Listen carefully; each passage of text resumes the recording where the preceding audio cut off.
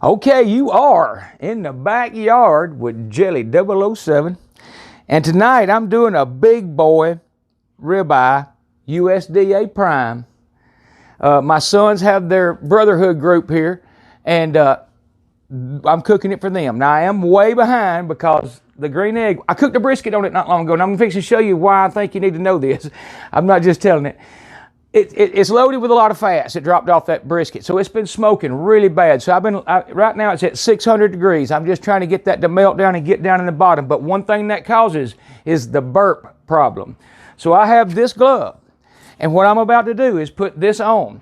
But when I open it, I'm going to be real careful. And if you watch one of my other videos, you'll see where I had a device in I had to open right quick, and it did it. So what I'm going to do, what I think you should do always if you're going to open a 600 or a very hot green egg is close this bottom damper. That helps keep the air from flowing and feeding that puff you're going to get. So one other thing we got to do, I left one of these out intentionally. I'm going to use 3. I always use 2. I like to use 3 because it's very hard to hit the center of a piece of meat this big. Now what I do is I just kind of hold it to where I think the center is, and just kind of gauge it, because you're guessing. I mean, you don't know where that point, where that tip is, and that's where it's reading it at. So I've already got 2 in where I think they are. I'm going to put this one in as just good measure for the 3rd one. And here's my eye grill. You can't use a meter here because I'm using 600 to 650 degrees, and the meter won't handle but 500 or something like that, 450. I don't really remember, but it won't handle 600. So next step is I've got the damper closed. The temperature's already fell to like it's at 550. So I'm going to easily and carefully open this. And you might still get a puff. And it's a flame. If you see my other video, you'll see what I mean. And I'm going to give it just a second. And I'm actually going to dust this off. And I have avocado oil. That's what I've kind of went to on most everything. You'll see some of the videos. I couldn't use some of the things that didn't work in.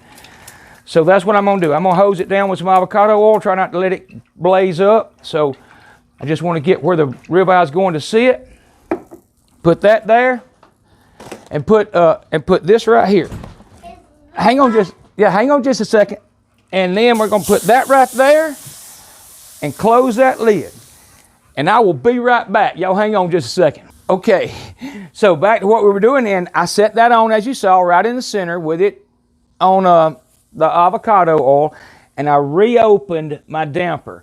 And I've got this set to about here till I watch what this does. I want this around 600, and when it gets to 600 and sits there for maybe, I don't know, 15 minutes, and it's right now 7 o'clock, and I just set that on. So we're going to time how long this takes, because I'm going to double check. In fact, it'll be in the video. I'm going to insert a clip right about here that shows this before I unwrapped it and got it ready. I think it was around 16 or 17 pounds. Okay, so here is the star of the show tonight. And if you read that right there, it says beef ribeye, whole, boneless. But the main words to see, USDA Prime. And the next words to see is a unit price of $9.68 a pound. And if you've ever bought prime beef before, you got to know that's a stunning price. I mean, this used to be $25 a pound. So it is USDA Prime. I'm fixing to get it out here, let it coming to room temperature, and get the green egg lit. Y'all hold on. But that's what I'm doing, trying to show a little bit of how long it takes to cook a 16 or 17 pound ribeye to around 120, 125 internal. I'm not really sure what kind of guest I have here. Some people like it more done than others. But I also am going to bring my induction cooker out. And if someone's got an issue with the really, like I like it, then you just throw it in on a skillet and brown it up on both sides, and it works fantastic. So, going to let this come up. It's right now at about 475. And I've got that sitting there because I don't want it to run away if I walk off. So, anyhow, now you know. And I will be right back, and hopefully we're going to have that USDA Prime will be the best ribeye I've ever cooked on a green egg. That's kind of what it's about, because I've never cooked a prime, and it's kind of about how long it takes to do a 17-pound roast. Y'all hold on. Okay, so I wanted to touch on a couple of things. One is, it's been about almost 20 minutes since I put that on, And it's taken me that long with the damper wide open and this pretty much wide open to get back to close to 600, which is my target. Now, I think it's because of the size of meat and having that lid open, of course. I mentioned the meter a while ago, and I didn't really explain it, but there's a meter. You can't use this if you're going to 600 because your ambient end of this will not handle it. And I got a video where one did go, it started alarming me to tell me to get that out because it was too hot. And I snatched the lid open, and it did a burp on me, and you'll see what I mean. It's pretty aggressive, but you can see all of a sudden, for whatever reason, we're climbing in a hurry. So I'm fixing to roll this down at around 650 because I have this flashlight, and like I've done before in one of my other videos, I'll look down in here just like this, and I'm not going to try and do it with the camera, but I watch. You know, it's kind of hard to do with the smoke coming out, but you can see what your surface of your ribeye is doing. The other thing I'm doing a little bit different, and I thought I'd mention it because it might have an effect.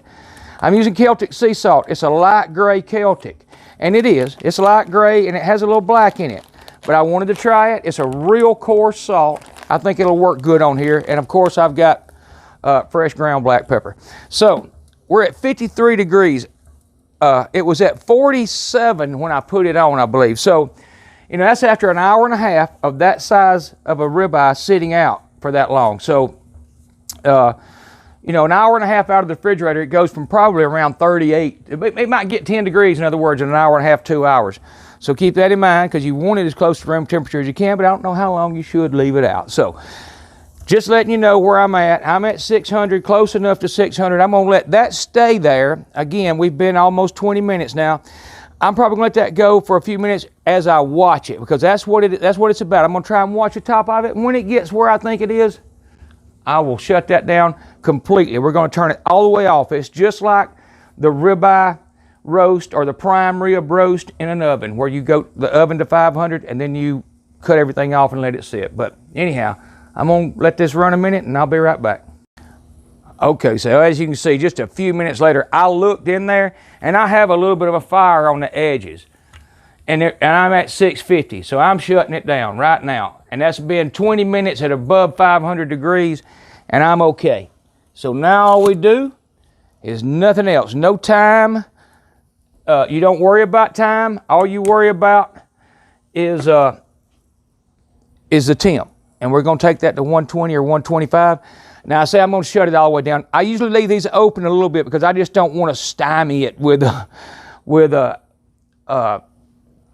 smoke. But you can see I've already failed quite a bit just by closing that bottom dampener and doing what I did there. So this is just my method. There's a million, but I think this works really well. And one thing I will say, it gets hot. So like the fat on top of that roast, if you wanted to trim it off, it might help because I can already see the fat has kind of split.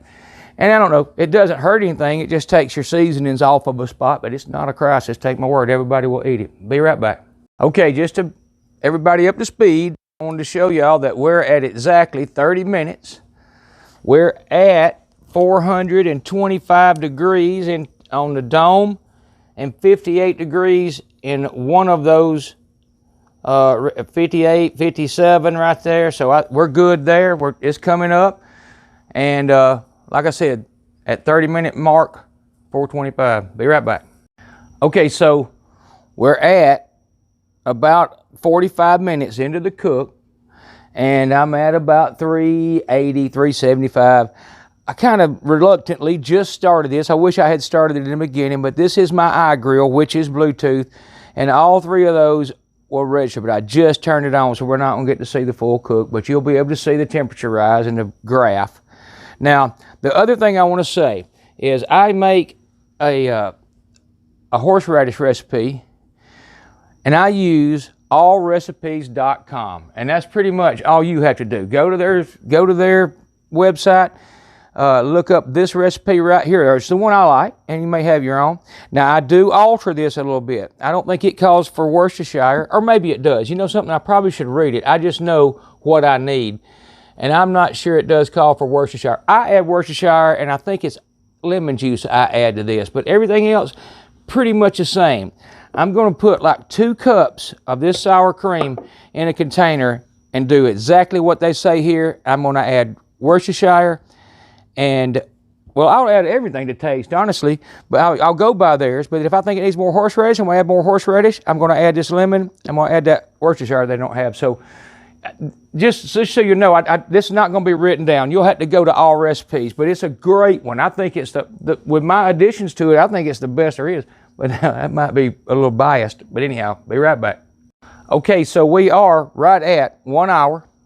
We're at 350. I've decided I'm going to open that bottom damper just enough to get it back to 400. I mean, that's a large piece of meat, and I think it's cooking excellently. So I'm going to bring it back to and try and maintain 400 degrees. We're at 80 degrees right now, internal, so nothing's wrong. We're at 1 hour. We've already gained, 40 degrees? We've got 40 more to go, so I'm thinking hopefully around an hour and a half, and that should time out perfect. Okay, so as you can see, maybe 10 minutes.